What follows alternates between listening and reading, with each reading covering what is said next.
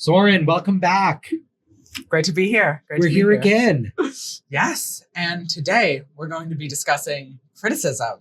Yeah, it's a topic that you and I have talked about before a couple times. And it's a topic I've been talking with a lot of my adult colleagues and friends about it as well.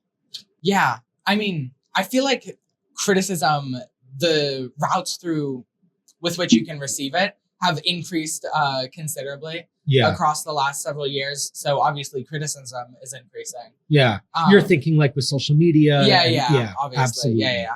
And like, I think social media to some extent encourages criticism by like its nature. Like the algorithm wants you to be angry because then you'll continue engaging with the platform, right? Yeah. It increases viewer retention. Yeah. And criticism is an interesting term because I think some of what we're talking about. So here's my bias. When I think of criticism as a social worker, as somebody who has supervised students and employees most of my professional career, I think of criticism in a similar way that I think about feedback. Like criticism is feedback.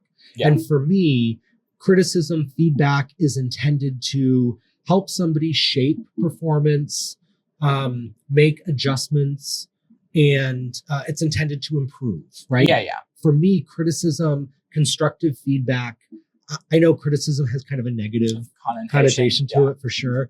But for the purposes of this conversation, we're kind of lumping this together. Criticism, constructive feedback, all intended to shape and improve performance. Yes. Then we have this other bucket, which I tend to see more often on social media, to your point, where people are just spewing behind the protection of their accounts, whether they're real or not, behind their keyboards. And I don't necessarily think that kind of engagement is intended to be constructive or to shape or mold performance. Would you agree?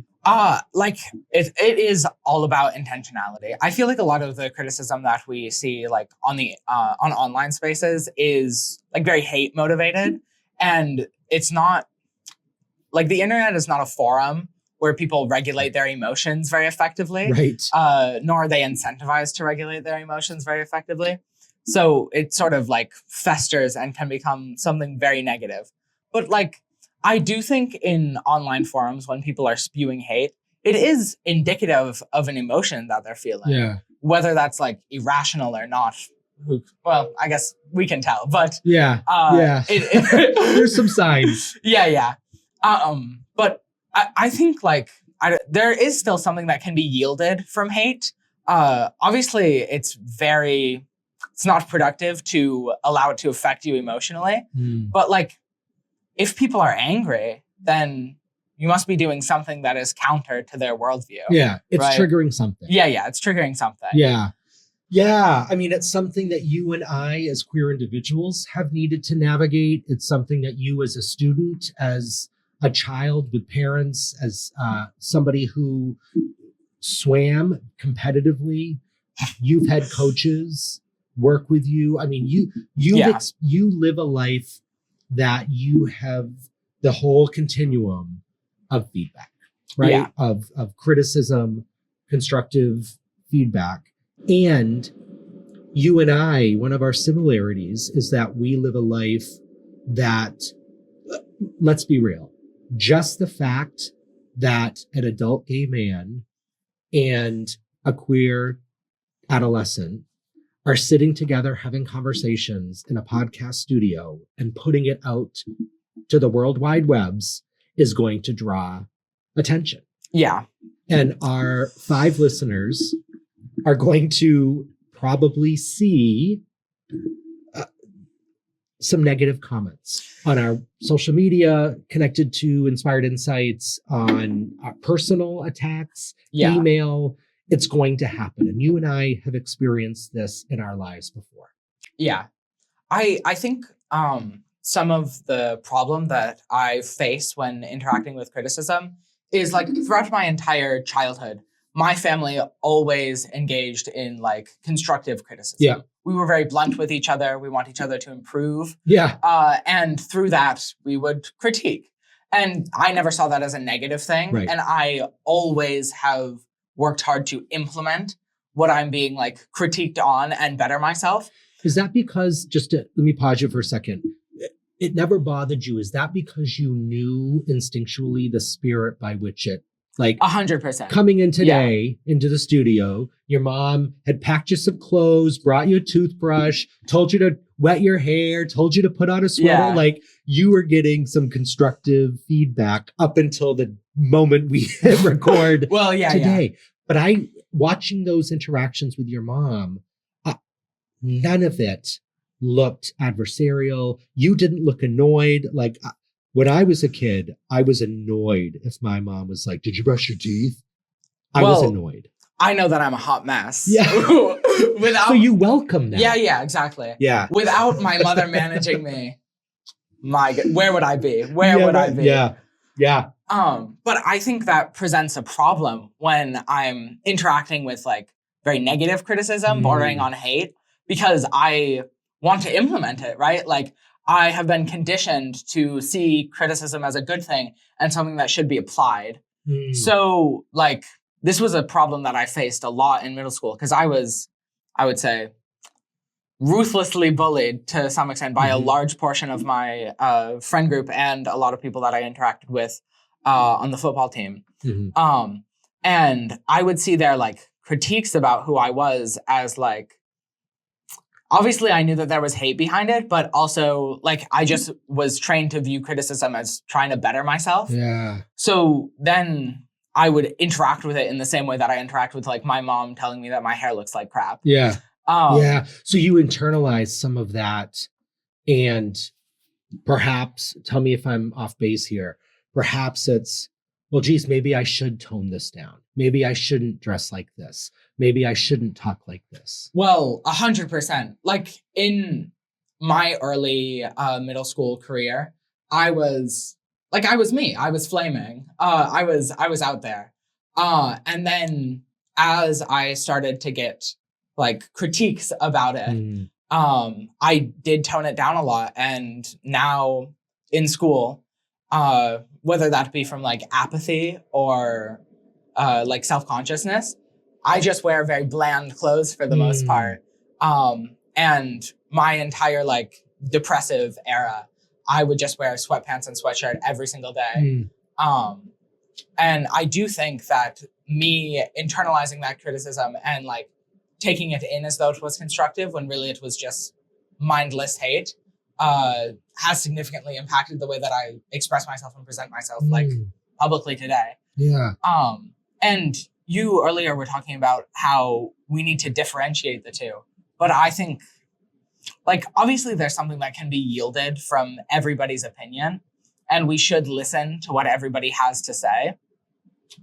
But I don't know. It's difficult because I think that blind hate, obviously it's coming from a place. You can learn something from someone being hateful towards you. Yeah. Like, I think a lot of the hate that I received in middle school was directly from the insecurities of the men that were bullying me. Yeah. Because, like, in my friend group, we were fairly flamboyant until, like, all of my friends weren't, and I was left sitting there, not quite flamboyant. Yeah. And I was ridiculed to some extent for that. Yeah, because you were different. Yeah. You know, early on in our adventures here in the Inspired Insights podcast, we talked about shine, and we talked about sometimes we are our own biggest bullies and we dull our shine. Sometimes we let the world around us dull our shine. And so much of what you're talking about, I think is a combination of the shine that you had, the dulling of that shine, and here you are 3-4 years later, still not sure where that shine is. Yeah. I agree with that. Like, I think I attempted to remove a part of myself. Yeah. And like, in a time where it like the mind is very dynamic and very adaptable in that time period. And I think to some extent I've lost it entirely. Obviously, I still am quite out there, but not nearly to the extent that I was. And I don't know. I spend a lot of time struggling with that. Yeah. Because I'm like, have I allowed the people who ridiculed me to succeed in their task? Yeah. Or Did they win? Yeah. Yeah. And then part of it is like, perhaps I just dulled with time, right? Right. And like that would have happened anyway. Yeah, maybe? yeah. Yeah. So it's very difficult to weigh the like impact of different things. Yeah, maybe there's chicken and egg there, and maybe some of it was how we redefine ourselves as adolescents, and the way year after year, like going into your senior year of high school next year, who you'll be next year might look different than who you are today. And that's what's cool. Yeah, that's true. About evolving. And, here's our sign. The best is yet to come. For folks that are listening, we did a glow up part 2 in celebration of Pride Month. Happy Pride, by the way, Soren. Thank you. The best is yet to come. And so I just personally believe that who I am tomorrow is going to be different than who I am today. And that might be for the better or for the worse. But I want to go back to something you said about what we can yield from even the blind hate. Yeah. Because for me, as I look down at 50 years old on this planet, here's what I have learned from that blind hate. There's no place in my life anymore. Yeah. I, when met with that level of animosity, who I am as a person, as a social worker, as a gay man, as a business owner, my brand is very important to me. And I am not the kind of person who goes nose to nose, toe to toe with haters, whether it's in person or whether it's through our keyboards on Facebook or other internet things. That's not my brand. And what I've learned about myself is that when I react to criticism in a way that's not authentic to my brand, I fall flat on my face every time. Yeah. When I have let the anger, the temptation, the just being pissed off at that person who's coming at me. Yeah. When I let them get me to the place where I respond and it's not authentic to my brand, I instantly regret it. Yeah. Instantly regret it. And so I think for me, what's been important for me is to separate what criticism is intended to do me well. Yeah. To help me improve who I am, to help me evolve. Like your mom telling you to wet your hair and brush your teeth, like to help you evolve. And then what criticism, the only purpose it serves is to shame and stigmatize and further oppress me. Yeah. And that's the stuff I don't got room for it in my life anymore. Yeah. I think that hate is inflammatory and infectious as an emotion. It's very negative, and yet it spreads so rapidly. Yeah, well, you and I know this. We've hinted at this before. Hate, anger, being pissed off is an easier emotion than feeling guilt. Yeah. Than feeling embarrassment, than feeling sad. Yeah. Or anxious. It is easier to get in touch with hate and anger than it is some of those other emotions. And I think that hate is sort of unique among emotions with how like rapidly and entirely it removes you from your rationality. Yeah. Right? Yeah. Like I think sadness equally intense, but it doesn't rob you of your ability to use logic to the same extent that hate does. Yeah, that's interesting. I feel. I think you're spot on. Hate is a blinding force. Yeah. From the deliverer to the receiver. Yeah. Yeah. 100%. Yeah. And like you mentioned toe to toe. Yeah. And I think that is the way that a lot of people react to hate. But when I hear hate or see hate, I don't want to go toe to toe.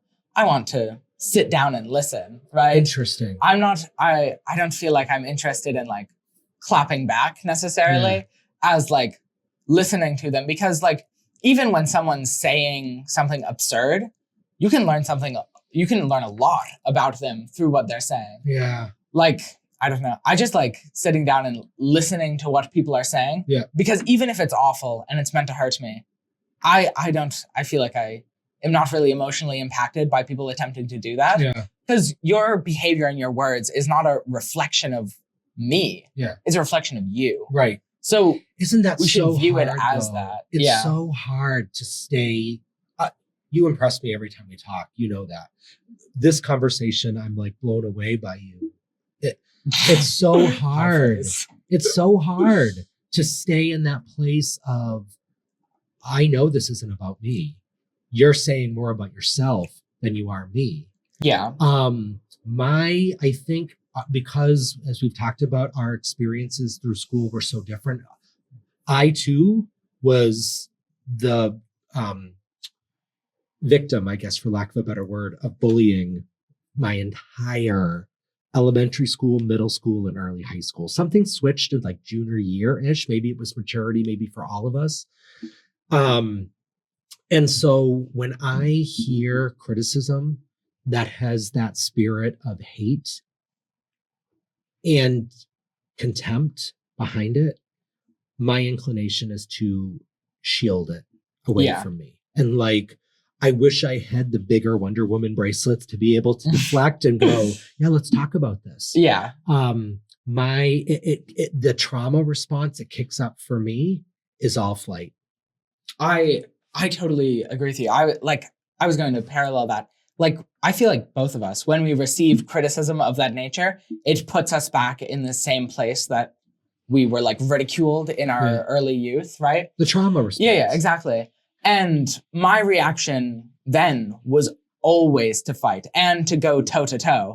And never did it end positively for me. Because it's not your brand. Yeah, it's not authentic to who you are.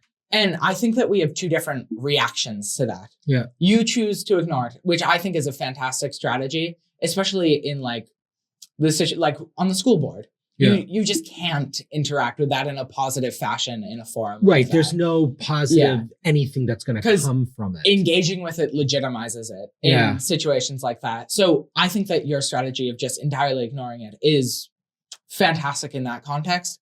But like, when I look back, I was like, man, if I had just sat there and listened to them and had been like, well, they were like shitting on me ruthlessly, then like, really?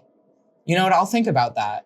They would have calmed down so quickly and been like, man, I don't really mean that. But instead, I would go and I'd agitate them because it spread to me. And and then it would just end with me getting ganged up on because I was a sole individual and then I was getting like feisty. Yeah.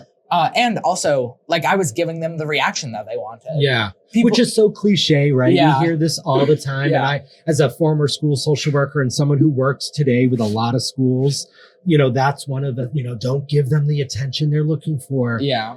It's so friggin' hard. It's very difficult. It's hard. Yeah. You know, I think I also want to just say that ignoring for me is a part of the strategy. My favorite clapback is to shine even brighter. Yeah. You know, my favorite clapback is when it feels like there are people attacking and coming after me. My brand, my legacy is far more important down the road. The best is yet to come. It's far more important what's ahead than what's now. And so for me, and I want to thank my girl Taylor Swift for some of this. Taylor Swift has the best clapbacks across her entire career. When she's criticized, she makes a bigger album. When she's accused of not writing or singing her own songs, she writes and sings the next album completely by herself. Yeah. You know, she plants these subtle, some subtle, some not so subtle, she plants stuff within her lyrics that only that person and she initially might know. And so it brings me, our friend Elizabeth, who was just here with us today, taking a few shots in the studio with us, introduced me to this idea of tall poppy syndrome a couple months ago, and in offering me some support around the school board stuff and everything that was going on professionally for me. And I have gone all the way down that rabbit hole. I love it. I love this idea that it is human nature to cut down that which is taller, shinier, brighter.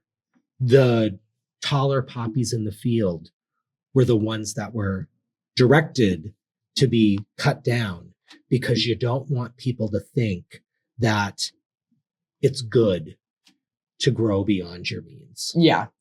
Stay humble. It's this whole idea of tall poppying, cutting the tall poppies in the field, acts as a social leveling system. Yeah. We don't want anybody to think that they're better than anybody else. And so for me, Soren, my new approach to that hate, not constructive criticism where it's a dialogue, but that hateful spewing of this is who you are and I can't stand you just because of who you are and who you love and what you represent, all of that stuff. It's not to clap back. It's not going toe to toe. It's to continue to grow. Yeah. And in full transparency, and you know this, your mom knows this, part of the getting this podcast off the ground, we had been talking about it for a long time, but part of getting this podcast finally off the ground was my desire to grow a little taller in that field of poppies. I feel like that's such an elegant way to respond to negative commentary as well. Like it's not ignoring, but it is fighting in your own way. Yeah. It's continuing to win the battle of life rather than picking a battle with someone else, right? Yeah. Well, and I know you roll my eyes every time I bring up my girl here, but on her newest album, Taylor released a song called "Thank You, Amy." And for those that aren't familiar with it, in the title of the song, the K in thank and the I and the M in Amy, spelled AIMEE, are capitalized. So the word Kim is there. Yeah. And so if folks know anything about Taylor, you might know the Kim and Kanye and Taylor beef. I'm not going to get into it here. And in that song, Thank You, Amy, there's a lyric that says, I built a legacy that you can't undo. But when I count the scars, there's a moment of truth that there wouldn't be this if there hadn't been you. Yeah. And for me, that resonates to my soul. I would not be the human I am today, right, wrong, or indifferent, depends on who you ask. I would not be the human I am today if I didn't have the school experience I had, if I didn't have the school board experience that I've had most recently, or I didn't have periods in my life where people have come at me swinging. Yeah. For no other reason than who I am or what I represent. And as I'm talking this out loud, I'm going back in my mind to what you said earlier about there's something to be yielded from that kind of hate. And maybe what I'm yielding by listening to that is not how I dull my shine. It's not how I change who I am. It's how I grow even taller, how I evolve my puppydom. Yeah. To get even bigger, cast a bigger shadow, and continue to work on the legacy. I totally agree. Like with the greatest adversity comes the greatest change. Yeah. I don't think that obviously it was quite damaging for me. However, if I hadn't had that time period of adversity, I think I would still be a little know-it-all shit. Yeah. I'm agreeing with you. with very little maturity, right? Like, I think I was very privileged in my youth, and that resulted in an extreme lack of charisma. And through experiencing adversity, I've gained so much more empathy for others' emotions, and I've experienced a depth and breadth of emotion that I think requires years of regular civilian life to acquire. Yeah. And I've matured quite quickly You've as had a to. result of that. Yeah. You've had to. We talked about that, the experiences you had when you were in crisis on our last podcast episode. Like you've had to. And I just want you to sit with this for a second. The truth of the matter might be you and I would not be sitting here talking about the topics we're talking about if we didn't face the adversity we have faced. 100%. 100%. I just think for me, as a social worker, as a clinician, there's this whole concept of post-traumatic growth. Yeah. Where it's the process of going through hard times that we discover unique, new skills, qualities, depths of ourselves, that we wouldn't be the person we are today if we didn't experience the loss or the traumatic event. It's fascinating to me. I totally agree. And I think that like mindset is something that really allowed me to recover very quickly. Yeah. I changed from seeing hardship as an irretrievable attack upon myself, like losing a piece of myself with each difficulty, into the mindset of gaining a piece of myself with every difficulty. Like hardship was no longer adversity, it was opportunity, right? And there's something so beautiful about that. And I know I don't want to speak for you, but for me, when I'm sitting in that adversity, when I'm sitting reading the comments about me, seeing the videos that have been posted online about me,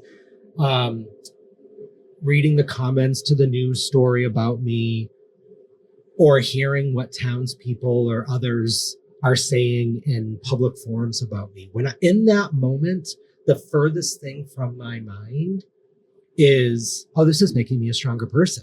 Yeah. Oh, this is helping me grow, right? Yeah. Because in my mind, I go back to being 8 years old. Yeah. Or 14 years old. Or 22 years old. Yeah. And in my mind, I'm back there. And that's trauma. We know, you and I know that is the trauma response, and the ability to grow taller doesn't happen until a little bit later. Well, like, I think you can only grow by using hindsight. Like in the moment, it feels like you're being cut, right? Yeah, and deep. It's very like challenging to overcome.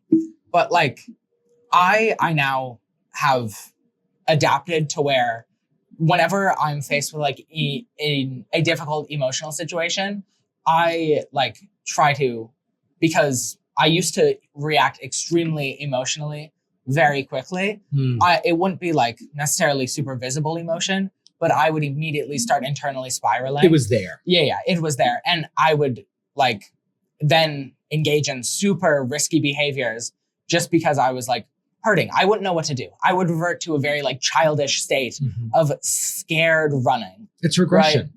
Right?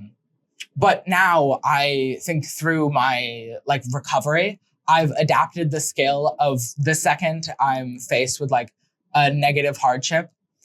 Yes, I feel the pain of it, but I immediately attempt to roll back and gather hindsight as quickly as possible. Yeah. Right? So that you can then get to the place where you can learn from. Yeah. I try to like tamper my emotion so that I can engage with rationality. Yeah. And then once I've come to terms with something, then I can experience the emotion so that I can get the whole experience and yield everything that I can. Yeah. Like, obviously I'm not ignoring the negative emotional experience, but I am very quickly transitioning to rationality so it doesn't lead me into a spiral. Right? I'm going to put you on the spot a little bit, because I think maybe for some of our listeners, whether they are 17 or 70, they might be sitting there going, yeah, that all sounds great, you two.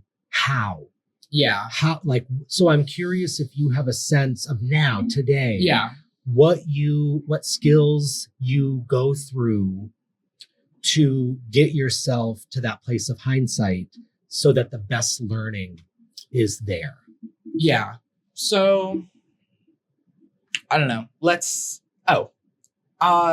the other day, me and my friends, after ushering for Penobscot Theatre, went to Walmart, and we were shouted at by two gentlemen in a pickup truck with a variety of slurs and such.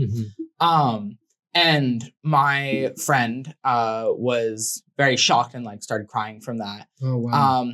And I gave the two gentlemen a quick twerk. Yeah. Because I thought that they would enjoy it. Yeah. And like my immediate reaction internally was shocked, and it brought me back to like the locker room where I was having like the F slur yelled at me. Yeah. And I started like crawling into myself, and then like my brain recognizes the patterns that I start going into. So I think my main strategy is get an understanding of the patterns emotionally that you go through whenever you start to spiral or react negatively. Start like, embrace just mindfulness. Be very like mindful of the way that you're thinking. Yeah. And like by the time we had entered the Walmart, I was then in like a quite rational spot. Yeah. Because like my initial reaction was to like laugh and shove it off my back, whatever. But like I couldn't do that to some extent, right? Yeah. And I needed to process through it. And I was quite scared in the moment. Yeah. And then I just very quickly transitioned to a rational state by seeing that I was scared. I was like, okay, I'm scared.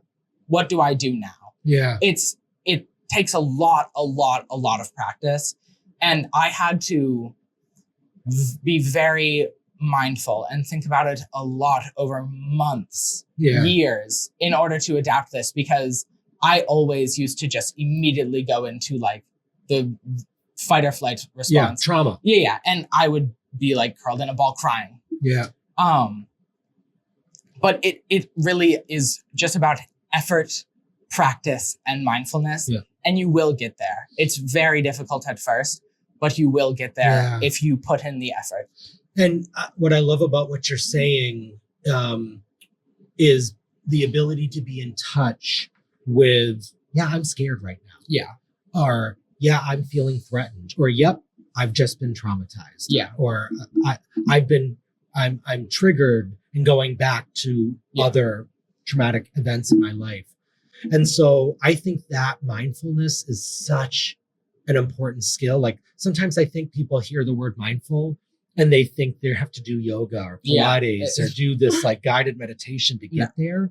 And mindfulness is as simple as just being still and just saying, okay, what do I feel?